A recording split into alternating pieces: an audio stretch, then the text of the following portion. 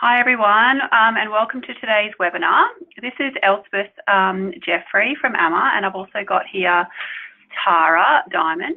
I'm just showing my screen. Sorry, I realised it wasn't on.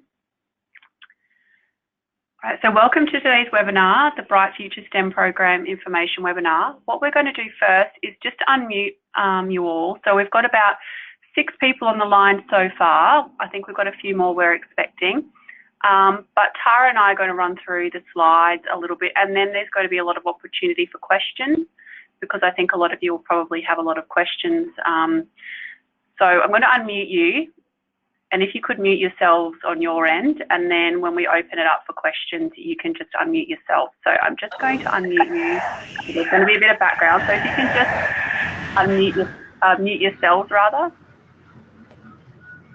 on your phone or on your speakers, just so we just don't have any background noise. Okay, so I think there's just a few people. Yeah, that sounds pretty good, self-muted. Kirsten, I think you're still not muted. And Sam, Sally and Val, Val, you're muted. So we can see who's muted and who's not.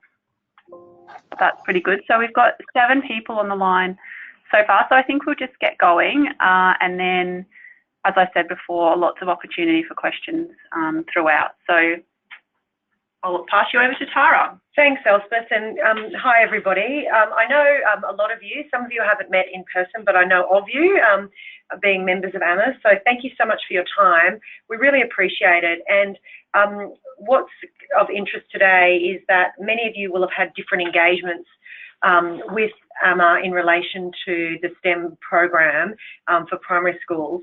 So feel free to speed us up, slow us down. We really just want to make sure that we're giving the opportunity to provide as much information to you to determine your engagement with the program. The purpose of today is to really bring to life the information documents that we provided to you, give you more details on how the program runs, also give you some scenarios about how the program will be funded, and really get questions from you at any stage as we go through this to make sure that you have all the information that you require. We thought one thing that might be of interest, given that it's going to be quite an interactive, or we're hoping it's going to be quite an interactive session, is that I'll just run through who the attendees on the line and what companies they're from, so that when you ask questions, you can just say your name, and then people will know, what company you're from. So I'll just run through who the attendees are and what company they're from. So welcoming Kirsten Crook from TEAS, welcoming Sally Rose from Compass Group, welcoming Helen Williams from New Hope Group, welcoming Sam Ritalik from Independence Group, welcoming Val Masden from St Barbara, welcoming Michelle Morton from Newcrest, and I'm just looking at Elspeth to make sure that there was no one else. And I think Kimberly Clemisha from TEAS as well. Great, thank you. So welcome everybody, and to just, in case you dropped in late, it's Tara Diamond speaking from AMA, and I'm joined from AMA by Elspeth Jeffrey to take us through this webinar today. So I'm going to pass over to Elspeth to really give the background, the objectives, and the high-level information about the Bright Future STEM program. Thanks, Elspeth. Thanks, Tara. So thank you all for coming along today, and I know you would have received the letter and the proposal that was sent out probably about a month ago or so. And so the reason that we're doing this is when we first had the Aura program a couple of years ago, and we spoke a lot to a lot of our members, and we're looking at what was already out there. One of the things that we noticed was there was a huge gap in the programs that were available to primary school students. There were a lot of programs that were aimed at secondary school students, and there were a lot of programs that were aimed at university students. And the research that we came across, showed that there was this huge gap when it came to children in primary school in particular that disengaged from STEM, at that really young age, which was quite surprising. And in terms of the sorts of the stereotypes, those kinds of things around, you know, what's a girl's job, what's a boy's job, etc., really start at a really young age, so as young as 5.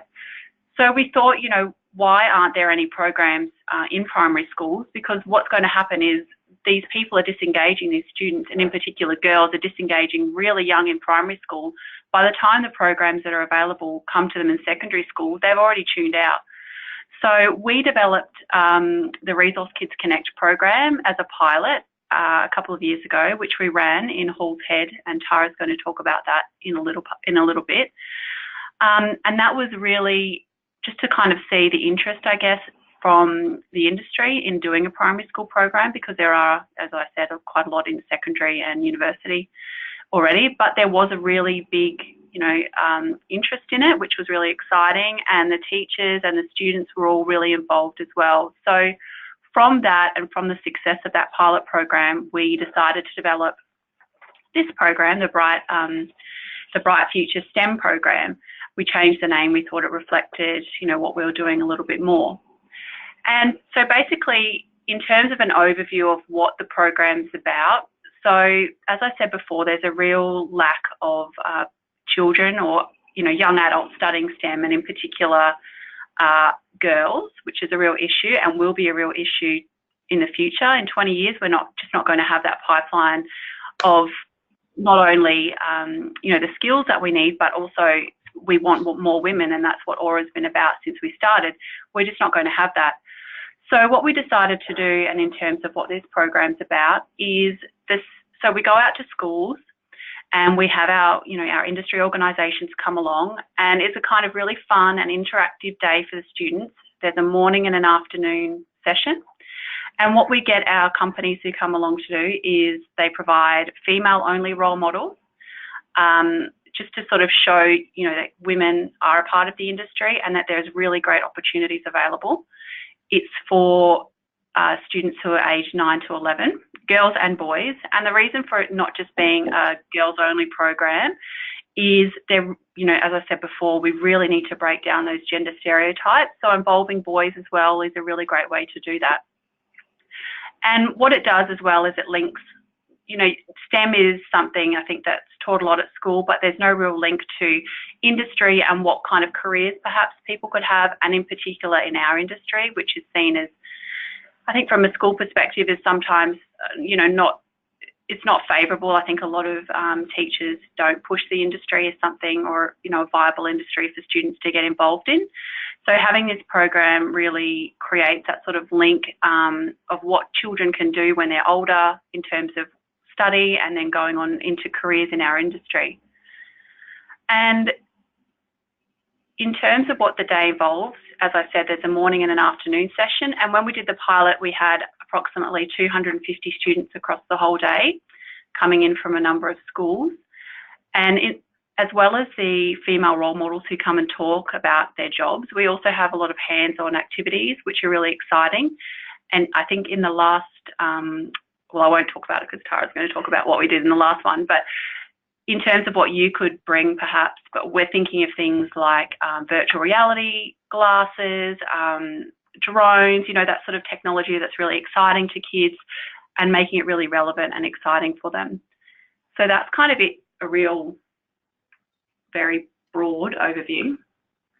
So in terms of the key objectives that we want to achieve out of this program, so developing and delivering the primary school age program, which there's not really a national one at this stage in our industry, providing the female role models in STEM-based occupations, engaging not just the students but also their teachers and parents, which are really important, you know, going forward. Having parents involved and knowing what kind of opportunities are available is really important for kids and keeping them in STEM. Utilising innovative technology, which, as I said before, drones and virtual reality and enhanced reality, etc. And then providing a program that's focused on students, teachers and parents to learn more about not just STEM, but also the industry as well. And then hopefully in the future, by having this program, we're going to increase the pipeline of not just children or people, but specifically females involvement in STEM. So that's kind of the background and why we wanted to create this program. I think I've already kind of gone into detail about what it would entail in terms of the program details, morning and afternoon session. And in the pilot program, we bussed in, I think it was about 4 schools to one main, main school, or we could do it, I guess, in a hall or something, because most schools don't have a huge number of 9 to 11-year-old students unless it's a huge school. So you're able to, reach quite a lot of students in one day. And there's also take-home materials that we have developed as well. And in terms of the benefits for you and, from being involved, so it's a real positive industry engagement. You can show that you're engaging with the community, in a positive, really positive way. And it associates your brand and your company in a positive way in terms of, you're not only assisting with STEM and the future workforce, but also focusing on girls as well, which is a commitment to gender diversity in our future workforce. You can engage with the future workforce on, specific industry relevant content. So that's, showing them what's available to them, as well as making a link between school subjects, so the Australian curriculum and what they're already doing, as well as, and basing it on activities and real world employability.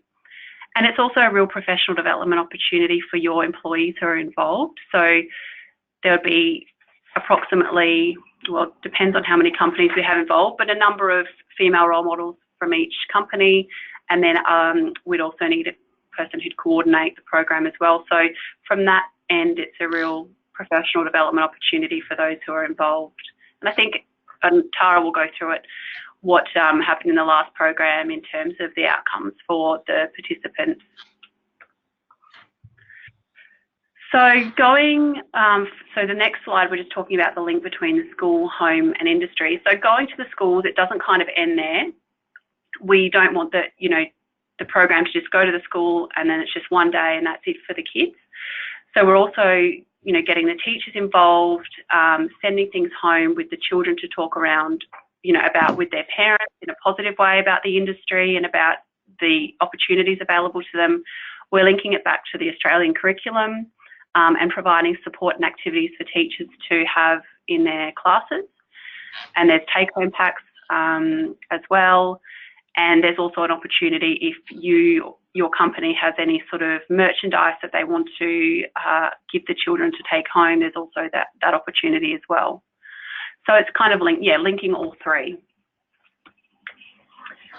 So I'd hand over to Tara now to talk about the pilot program, the Resource Kids Connect pilot program that we did at Halls Head. Thanks so much, Elspeth. Before I talk in a little bit more detail about the pilot, I'll just pause to see if there were any questions from the background material and information that Elspeth just provided. Most of you are on mute yourself, but really just wanted to pause, so I'll check and see if there's any questions.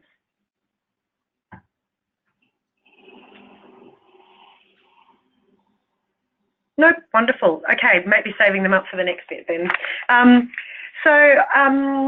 Really wanted to just bring the pilot to life for you so you could have a bit of a taste and feel for what happened for the students, what happened for the industry participants, what happened for the teachers, etc.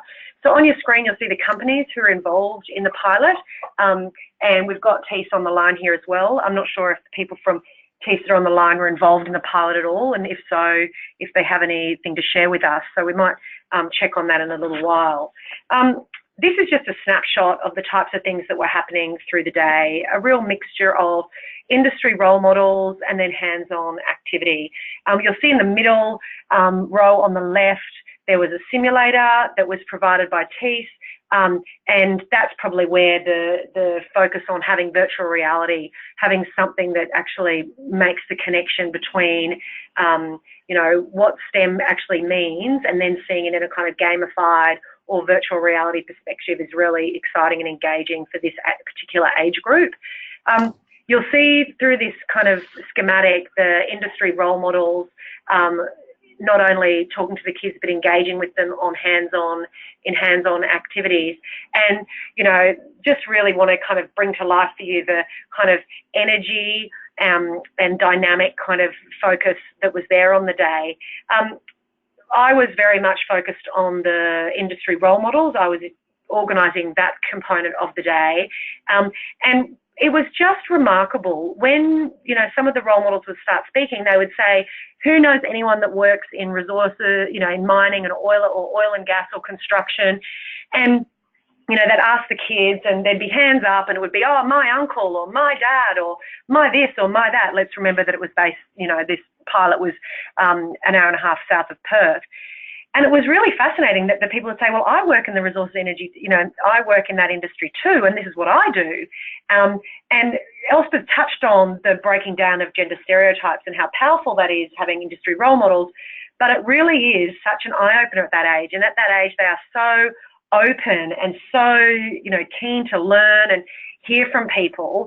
And it's such a different thing for them to do in their school day, to have these people come in and talk to them about their work and their how they got there, you know, what they studied and what they were like in school. There was one particular role model from FMG, a young Indigenous woman who was doing FMG's Trade Up program at the time. So she was a trade assistant and she was training to be a diesel mechanic at the time. And in that industry role model session, there was this group of kind of very cool girls around the age of 10 who were kind of half listening, but, you know, we all know those kind of kids in school. They're a bit too cool for school, if that's the expression to use. And she just honed in on those girls and said, hi guys, you were exactly like I was. I didn't enjoy school. I didn't like school. I opted out of all of these things. And this is the journey that it took me to get to where I am, to a place where I absolutely love my job and I'm learning and I'm able to build this amazing career. And the way that the kids responded to that honesty and authenticity, but someone that actually could relate to them and then show them the pathway that they'd been through, and is incredibly powerful, not just in relation to STEM, but also in relation to breaking down those kind of stereotypes about our industry. And those stereotypes are true. You know, we're a highly male-dominated industry. So wonderful doing that activity. And the kids mobbed them afterwards. The role models brought things from site for them to touch and feel. You know, there was electricians, there was, you know, operators showing the types of machinery they work. And it was just so highly engaging for this group of, this particular age group. Just wanted to also put on the screen the types of activity booklets that we provided. These were activity booklets that were provided for the teachers so that they could have activity booklets that they could take away from the session. And Elspeth just said it wasn't just, you know, going to a session and then leaving it there. And then we also provided the teachers with a whole lot of material that were linked to their curriculum to make it really easy for them to do lesson plans if they were wanting to do some focus on based on what their curriculum and their subjects were that they were working on at the moment. So that's just really just to give you a bit of a taste of the types of activities. So really making the resources and energy industry come to life for kids this age, and even kids who had people that worked in the industry. You know, that's typically one of the ways that people think about their future employment. They got all different types of information about the industries that they wouldn't necessarily get from just knowing somebody in the industry. You know, there was stuff around Minecraft, which is still such a massive game for this particular age group. You know, particularly some of the role models talked about some of the things in Minecraft that relate to their job, of how, you know, their rules in Minecraft and the rules in their job, and really cool, interesting things like that. So Elspeth touched on a couple of things, but I'll whiz through it. I'm a fast talker, so if anyone needs me to slow down, I won't be offended. But we really had 125 students go through the program in the morning and in the afternoon. And what we'd do is those 125 students would go through a rotation between coming in and hearing from the industry role models and being on different rotations doing hands-on activities. So they were really moving throughout all of the activities and the role models the whole time. We bussed in 4 schools to make sure that we're being really efficient and getting a really good number of students on the day. And that's part of the coordination that's required to run this sort of program. You know, companies on their own, you know, can reach a certain number of people, but if we can get a range of companies coordinated to be there on the day, plus we organise a range of schools being coordinated there on the day. Of course, depending on how many schools are in the area, it just means it's a very efficient use of all of our resources, but particularly company resources when, you know, a lot of the industry role models volunteered their own time outside their roster, but some of them were on roster. And so making sure that it's a very efficient use of their time and the contribution from their organisation. And the rest of the information is pretty self-explanatory that's on that screen. Oh, just to give you an idea of the hands-on activities, I touched on the simulator. There was a range of different activities around. There was mining with cookies, which was focused on sustainable extraction. So kids would be given all these cookies and they had to figure out how to extract, whether it was the Skittle, the Smarties or the chocolate chips from the cookie, and have a think about how they would do that in the most sustainable way. And there were little silly prizes for people that were doing the extraction in the most efficient way. From an oil and gas perspective, there was actually a model of extracting, you know, and it was coloured kind of different oil in water, and little teams were set up to do that. There was big tubs of sand that had all these cool different symbols and different things, and they worked in teams to see who could extract the most of these cool toys out of these big tubs in an efficient way. There were there was construction activities. I think you saw something, there was lots of spaghetti and marshmallow. There was activities that were based on Minecraft. There was a whole range of different activities, and AMA coordinated the majority of those activities. But when companies have activities that they've got the resources for, like whether it's drones, headsets, whether it's construction kits, one of the companies had these massive big Lego construction kits that they brought. So obviously being adaptable to what the company would like their activity to be. And what we organised was that there was somebody from each company kind of running with support each of those stations of those activities. So they actually got to know a little bit about that company. This is what we do. This is how we try and, kind of make that link between what that company does and these hands-on fun activities that the kids were participating in. So there's kind of two things, testimonials that I've just popped up there. There's just two things that I'd like to point out from this. The first one is really about, and Elspeth touched on it, there's not a national program that really is engaging the resources and energy industry at that age level, regardless of whether it's about social license or in this particular case, we really developed it from a workforce skilling pipeline, in particular around gender diversity, but it really did tick those boxes around social license and community engagement.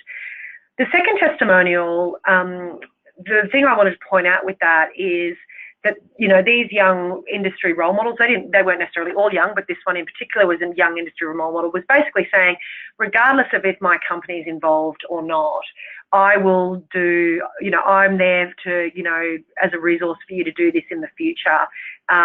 Please let me know how I can be involved in Resource Kids Connect. So it was really fantastic seeing the industry role models saying, I'm so happy my company's involved with this, but I personally will, do what, whenever you, AMA, are organising this again, I'm happy to fly myself, be there, because this is so important, because they can just see as females in the resource industry, they can see that the impact this would have at this particular age. And then the next thing we'd like to talk about is the scenarios for bringing this program to a national perspective. I'm just going to pass to Elspeth to touch on this. But is there any questions about the trial before we talk about how we bring the program to fruition? No? Fantastic. Okay, there's a couple of different scenarios that we're working through, and I'll let Elspeth kind of touch on what's happening with the government funding perspective, which really does determine kind of some of the approach to this program. Yeah, thanks, Tara. So in terms of, I think a lot of you know that AMA has been quite successful with government funding with regards to the Aura and Aura e-mentoring programs in the past. And so those programs have been really great. And so what we did is the government now has a real focus in terms of women, on women in STEM and entrepreneurship, and also women in leadership. So last year we applied in conjunction with the Queensland Resources Council.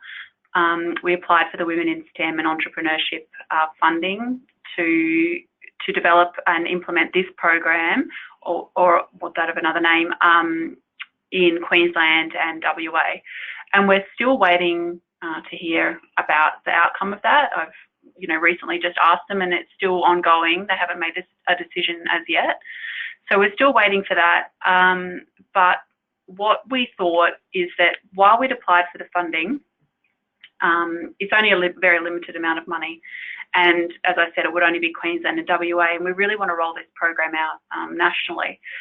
So that's why we thought we'd go out to our members and see, the interest, and if people were interested in a paid model as well. So there's a couple of different scenarios that we've thought of that we could possibly do. So the first one would be government funding, which is just in Queensland and WA in conjunction with the QRC.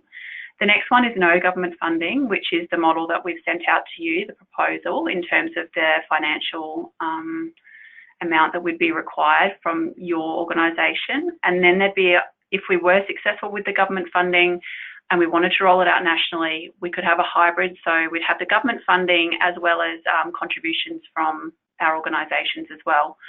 So that's kind of the three scenarios we're looking at. We are just waiting, like I said, on what's happening with the government, but we really don't want to just wait around for the next 6 months, until they make a decision, because it's quite slow. So that's why we've got this going for now.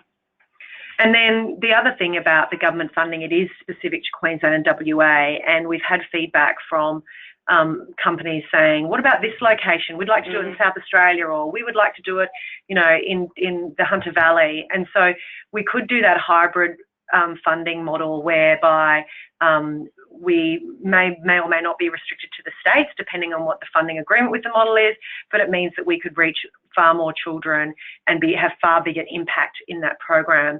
Now, in terms of the funding model, also just wanted to kind of touch on what the proposal we sent you is, that there is a financial contribution required, and largely that financial contribution is about the coordination, because the coordination, the majority of the work in this program is done to get the schools, get a date, get the coordination with the other schools, ensure that there is enough kind of engagement with those schools to make sure that it wouldn't just be a set and forget kind of fun day for the school in those year levels, that there would be, consistency through to run a program in their classrooms, et cetera, So the financial contribution is really around that coordination, as well as the materials. So the materials for teachers, the materials for, and while some of them have been developed, it's really in the printing and the distribution of the stuff that goes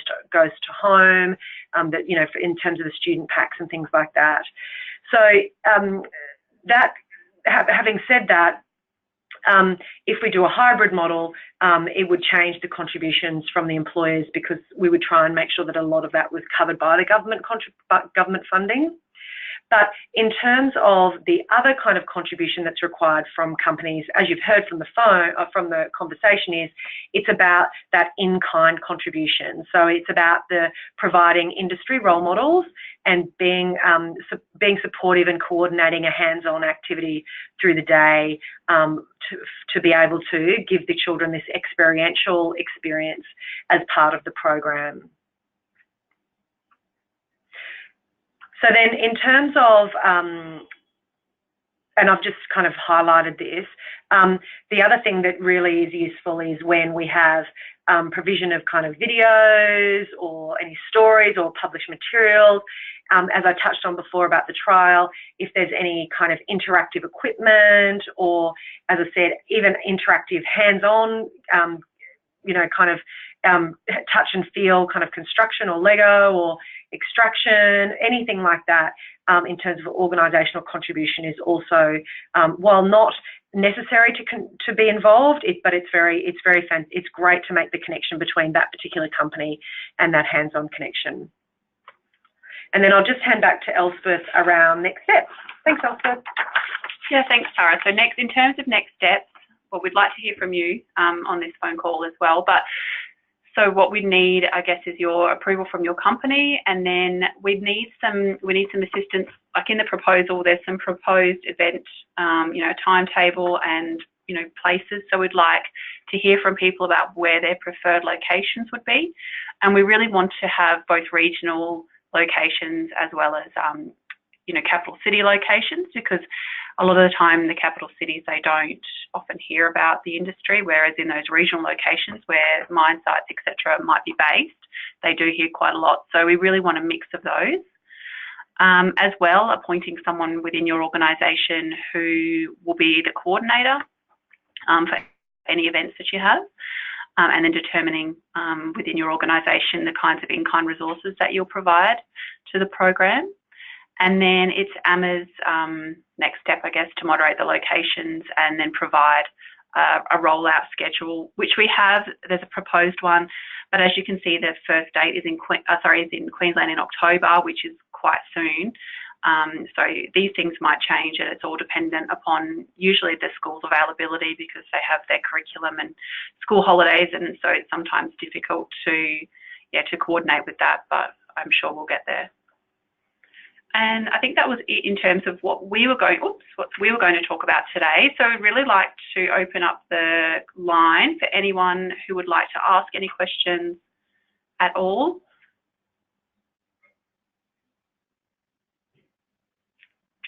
Just unmute yourselves and ask questions. Questions or feedback. Thanks, Val. Oh, we can't hear anyone. I wonder if it's... Hi, it's Kirsten here. Can you hear me? Oh, hi, Kirsten. Yes. With regards to the Queensland locations, was there an idea about what that might look like, or the region? It's really dependent on, in Queensland and all of them, it's really dependent on the companies who are involved and where they want to go. So we're really open to any ideas that any of the members who are interested or who will be involved have. Okay, all right. I mean, I guess from a TEAS perspective, like Bowen Basin for us, we have a number of locations that would obviously be convenient. But then if you looked at Western Australia, the travel time and distances between schools and locations is quite vast. So I can see how the model works in Queensland for metropolitan and regional, as well as Western Australian metropolitan. But how have you gone, or how are you thinking of coordinating Western Australia, say when we're looking at the Pilbara or Goldfields or locations like that? That's a really good point. Logistics and coordination. Yeah. Thanks, Kirsten. It's Tara just answering that. One of the things about WA is really focusing on where the population and where the potential pipeline is. And so while there should be a regional focus, particularly, around Kalgoorlie, that's also quite a captured market. So it's also looking at the kind of feeder areas where people really, and that typically is more the bigger towns, or even Perth, to make sure that, yes, while it's fantastic to be able to do these programs in the local community and important, it's also just as important to do these programs not in the local community, because, we all recognise that, the local community isn't going to be able to provide the kinds of workforce numbers and also the diversity that we require moving forward.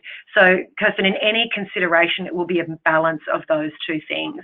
And it might mean that in the regional towns in WA, we don't do 250 kids per day. We might do 100 or 120, but we up the numbers in some, targeted strategic locations in some of the, towns close by, and indeed from the CBD.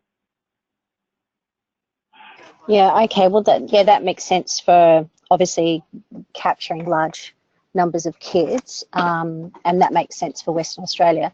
So for something like Queensland, would you be looking, if we sort of said regional, more like the Rockhamptons and the Mackays, so you have a more opportunity to capture more kids in a closer location, but they're not necessarily as regional as some of our other mining locations?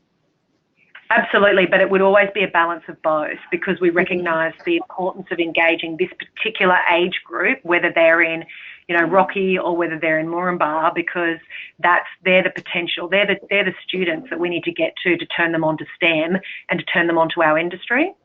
Yeah. And so in either way, we will be led by companies in terms of the areas that they're interested in, but we'll also moderate that to make sure that there's a balance. Okay. And with the pilot program and the day that you ran, what was the outcome for the schools and the teachers post the engagement activities? Did they keep up with the STEM materials, and did they incorporate that more into their curriculum? Did they give you any feedback on how that went? Yeah, we did. In fact, it's Tara again answering that, but it was really a unique time because the National STEM program had just come into, I think 6 months prior, and the teachers were really grappling with how to overlay already all their very competing curriculum demands with this new STEM agenda that the federal and all the state governments have signed up to. So we felt a little bit really overwhelmed by the engagement by the teachers wanting to grab the activities and run things in their classrooms, because it really was meeting their requirements to roll out that STEM curriculum, that STEM program, and those curriculum items in their age levels, because a lot of them simply weren't doing it as overtly as what the STEM national program was basically instructing them to do so. So yes, we had 4 different schools, and we had a coordinator for each school, and then we had all the teachers participating. So the feedback that we had from the coordinators, they gave insights from the schools, they gave insights as to what they had intended to take back into their classrooms, and then 3 months later, we checked back in around what actually got done in the classrooms.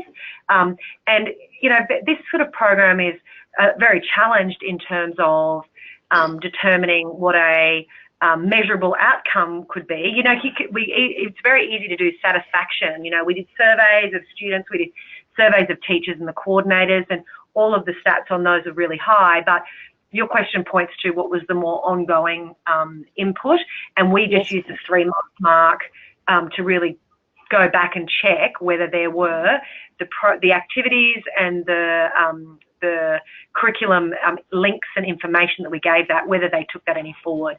And there were some that didn't, but I would say I think it was over 60% did. Okay, thank you for answering that. No problem. Any other questions at all?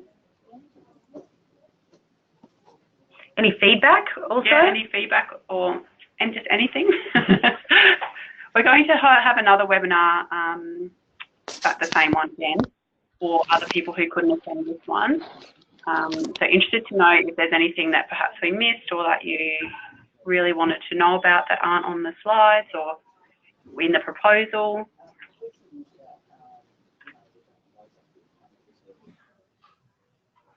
Hi, it's actually Jenny Sharp from Newcrest Mining. I'm replacing Michelle Morton today, so incognito.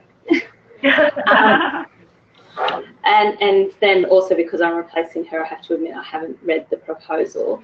So I'm interested because I'm actually based at Cadia in Central West New South Wales, and obviously New South Wales is not a feature just yet on that.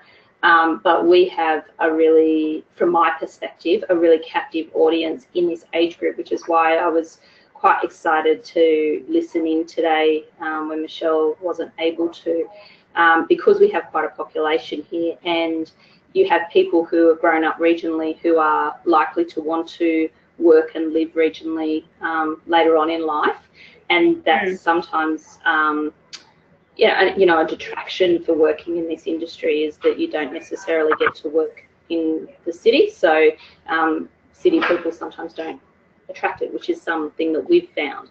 So I'm really enthusiastic about getting it into regional New South Wales, and it sounds like everybody wants it in their own backyard. So I'm interested in the commitment that we would need to make for our own backyard, but then are we expected to, is there sort of a ratio, you do one in your own backyard and then one in a capital city, because we wouldn't have a a branch in Sydney, for example, but we would in Melbourne. So yeah, I'm just sort of interested in, do we all have to put in the same sort of time commitment, or can we sort of pick and choose, or ramp it up and ramp it down? Yeah, most definitely ramp up and ramp down. And I'm sorry, I missed your name right at the beginning there. It's Jenny Sharp. Thanks, Jenny.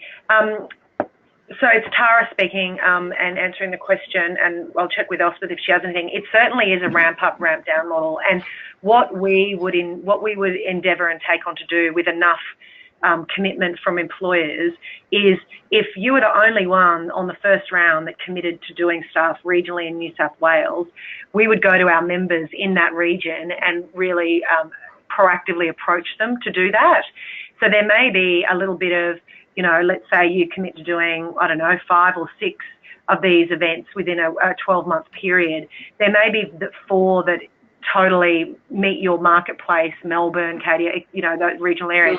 And there may be 1 or 2 that you're happy to do because there's, you know, it's in that state, and it'd be great from a community and a brand engagement, but it might not hit the mark in terms of where you know your workforce would potentially come from. But it really will be a case, it'll be a bit of a jigsaw puzzle when we get from companies, you know, what kind of, you know, whether some companies have said, you know, we want to do about 10 or a dozen over a kind of 12 to 18 month period, then it's a matter of us, you know, matching who else wants to do things where.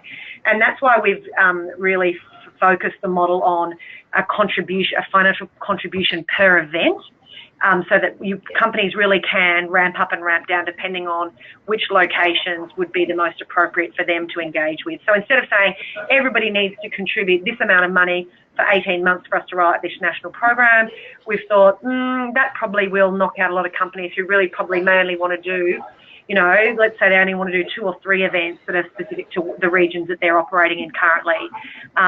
So we've done a per event financial contribution model for that purpose. Great, thank you. Thanks, Jenny. Sam? Yes. Did you have a question? I just saw you took your microphone off mute. I think like putting on. I was just actually trying to find part of my computer, my little hands up sign. Yeah, where is I'm sorry, I had to just go on mute for a minute, and I just had somebody else walk into my office, so I might have missed this. You have said that there's some take-home materials for the parents. I'm strongly of the view that, you know, there's a real gap in terms of parents' understanding of what all this means within the resources industry, and certainly their endorsement of kids studying those units. Other than take-home materials, have you done anything else in terms of information sessions or participation with the parents? No, we haven't, Sam. And in fact, Sam Edmonds gave me your feedback to consider going into today, as I know you've had a conversation with her about this. In terms of getting parents at an information session, I think that's something that we'd be open to doing, particularly in regional locations. When we, well, indeed anywhere, we would be very open to doing that, and having industry role models talk about their career journey, talk about their, you know, what their subjects and what their, you know, all of that kind of background information that helps parents understand, you know, or turn them on to what the opportunities are for their children, for like, you know, for to put a phrase there. One of the things I also thought about that we could do is really do some digital kind of capturing of what their kids participated in, and also recording the industry role models so that the kids could take a package home to their parents that said, you know, because these kids were leaving these sessions just absolutely switched on and enthusiastic and, oh, wow. And then, you know, that was in the pilot, the reason why we wanted to make that connection with home. So they didn't just go, oh, no, that's not for you. You know, we all know experiences where people have been told, no, you need to be in a job that's going to be better, particularly for females, that's going to be better for you when you're, you know, have a family and all of those sorts of things. So there is a way that we could deliver content back to parents so that as part of the engagement with the school, we would say we also, if an information session wasn't possible, we could be putting together digital montages with stuff from role models. Kids could take home to their parents and say, this is what I did, and then here's this activity pack that, you know, I'd like to do with you, etc., etc. But also, you know, really setting the expectation up with parents. You know, the notes go home explaining what their kids are going to be going to do. That's an opportunity to engage parents from an industry perspective. So what kind of messages do we want to send home through those? So, Sam, I really think that it's something that as we work through the national rollout, we really see which companies are keen to do that in those regions, and we really make sure that we're tailoring it based on what we think would assist, and also send that positive industry messaging and support the parents in helping their kids make decisions around subjects, around potential career decisions. Oh, look, I think it's really, really important. I mean, it's, you know, there's nothing, if you've got a little girl, there's nothing like seeing some women that are thriving, you know, right, standing there interacting with them, because I think that subtle pressure, or not even pressure, but that subtle messaging starts so early about mine not really being the place for girls to be. Mm-hmm. Absolutely. So I think people don't even realise they're doing it. No, they don't. And so it's a really good point, and thank you for raising it, because it is something that when we look at the companies engaged, we'll be able to determine who's very interested in making that connection, and we'll be able to facilitate those sorts of things that we've just discussed. Perfect. Great.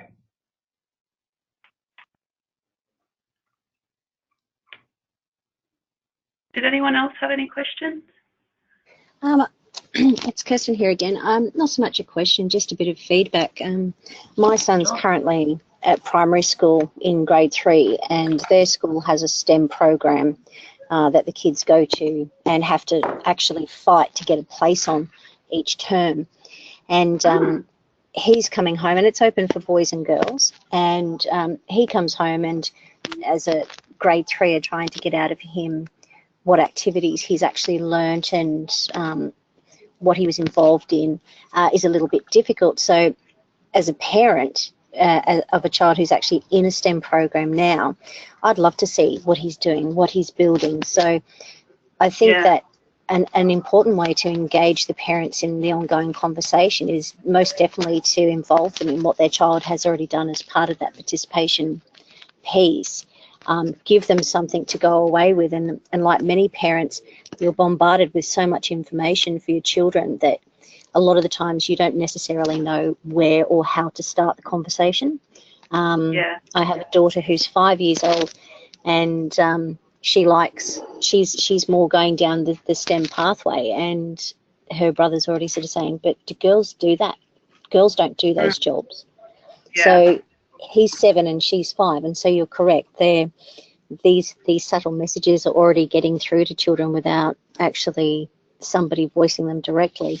But definitely involve the parents and give them a takeaway or something to do at home with the kids to understand the industry and the types of opportunities that are out there, because there's probably a lot of ignorance around just what type of roles and how many different roles and how diverse it is for children to enter the workforce.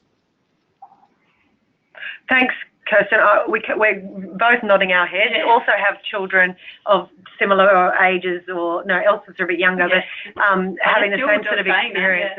And I think probably what we did focus on in the pilot was really that engagement with the school and making sure that it wasn't just a day in the school where then they went away and the teachers loved it because it ticked a box for them, but then they didn't do anything back in their classroom. So we really focused heavily on that. We did provide the letters home and all those sorts of things, but that additional element that both you and Sam have talked about, I think would need to most definitely be a focus for having that engagement, because it is so formative. Your parents, I mean, the research indicates that, you know, while it's thought that fathers are the most influential in terms of career decision-making for young females, it's actually their mother and their best friend. There's some global research that's been done around who is the major influences, and it's the mother and the best friend. So if we can get the community in the schools, you know, I touched on those groups of girls who were kind of all sticking up their noses at it, and who then all of a sudden very quickly changed their tune when they had someone young and cool talking to them about their story, and then also have that influence back into the home, that would really meet that objective. And I think what you're doing is important from the point of view that you can have the STEM program, which is wonderful. You know, the kids are enjoying the STEM program at my son's school, but there's no connection with industry. So they're learning STEM, but they're not being exposed to people in the real world who actually are in STEM or use STEM. So it's an amazing connection to draw that, so the kids truly understand what it all means, because otherwise they get focused on what are the hands-on activities, and this is all fun, but how does that relate in the real world? What does that look like? Yeah, I agree. Thanks, Kirsten. And I just wanted to say too, when I was talking at the start about university and secondary school, you know, programs, they're still extremely important to have. It's just that there's a real gap here, or we need one. You know, you need it all the way through. You need to keep reinforcing these ideas. You can't just have it once off in, you know, in grade 10 and that's it, because it's too late, as I said before. But if you've got it in primary school and then you've got it through secondary school, etc., then you're really going to change things. And we really see this age group as the ignite age, to really ignite their interest and to really kind of, you know, turn their attention and capture their imagination about the possibilities of not only what STEM can deliver, but also our industry. So that's kind of the materials, the communication, the way that we engage with the kids on the days to really kind of ignite that and spark that imagination. Any other Sam, question? Yeah, I'm using my toggle. Using my tools. Look, this is a timely discussion for me. I was brought home to me last night. I've got a year 10, and we were talking like he's doing unit selection for year 11 and 12 coming up, and we were talking last night. He's good at maths and science, but we were talking about, you know, what maths do you want to do, what sciences do you want to do, that kind of thing. And we talked through the concept of what engineers do and the varying different things. And I was struck by the fact that, you know, kids enduringly just don't understand what adults do all day. And, you know, it's really interesting, be they 9 to 11-year-olds, or, you know, he's heading towards 16.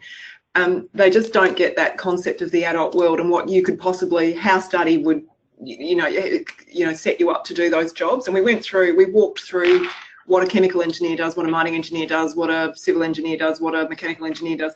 And as I was walking through it, I was thinking, you know, nobody gets this when you're at school. You just think, oh, I'm going to study commerce or engineering or whatever. But, you know, it's universally, no matter what age group you are, people, you know, the kids don't understand adults, I guess. And anything that bridges that gap at any age, I think, is a good thing.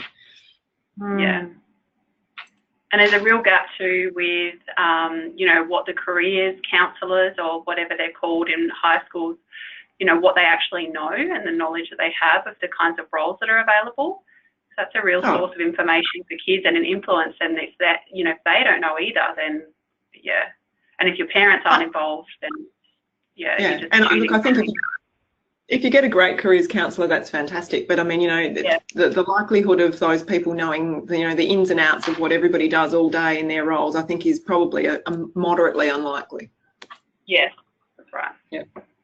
But it's also really relevant and timely from a whole of industry perspective, because our industry has been the focus of, you know, anti-activism, you know, activism which is anti our industry. So it's kind of a double-edged play for us around sending positive messages around opportunity and employment and contribution from our industry, in addition to these sorts of things are great to study if you're interested in doing these sorts of things. Yeah, exactly. Thanks, Sam. For me, there's an echo there of a similar but slightly different theme, in that the media gives us a reputation of boom and bust, which we understand is there, but that there's no jobs in this industry. And there are plenty of jobs in this industry. So from the parents' point of view, not encouraging their students to go into the industry because it's risky. You know, you're better off going into medicine or something else, health, where it's consistent. There's always going to be, you know, lots of jobs there, whereas it's really risky if you go into energy or mining. Yeah. And we're seeing that playing out in graduate numbers at the moment, aren't we? Which I know is really a big issue for all of the companies when, you know, the universities kind of turned off the tap when we've had the construction phase finished, that tap was turned off, and now all employers are in a pickle. Yeah, there's no, what is it? There's no mining, hardly any mining engineers being graduated. Yeah. Yeah. So they're going to close some of the schools, or Yeah. Yeah.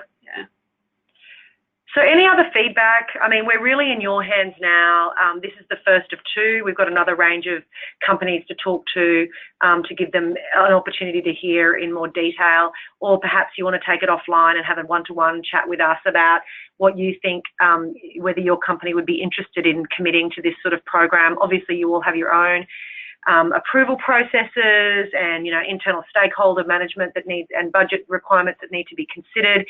So we'll follow up this with a short note, just kind of saying where, what are you thinking and where's it at from your organisation in about a week. We'll do the second webinar in a couple of weeks, but really want to make sure you know that we're very much in your hands in terms of what the rollout of this would look like. It's really based on employers' focus and employers' desire to when and where they want to roll out this sort of program. We're simply wanting, we've developed something, we've piloted. As you can see, there's a few tweaks we can make, particularly around parent engagement and at-home engagement, but very much got something that we think would support, based on the research and based on the pilot, that would support some of our industry needs. Some of those big issues we've got around pipeline and diversity and all those sorts of things. So if there's not any other comments or feedback, I'll just pause for a second. No, wonderful. Thank you very much again for your time. We have recorded this webinar, so if there's anybody else internally that you think would be of value to hear and go through this. For example, Jenny, if you think Michelle, it would be useful for her to hear it. We record these webinars so that you can simply ask us for the recording and we'll send it to you. But we'll be in touch to kind of get an understanding of where you're at in your decision-making process and considerations for this program. So thank you. We'll sign off there. Have a good rest of your day. Thanks. Bye. Thank you. Bye.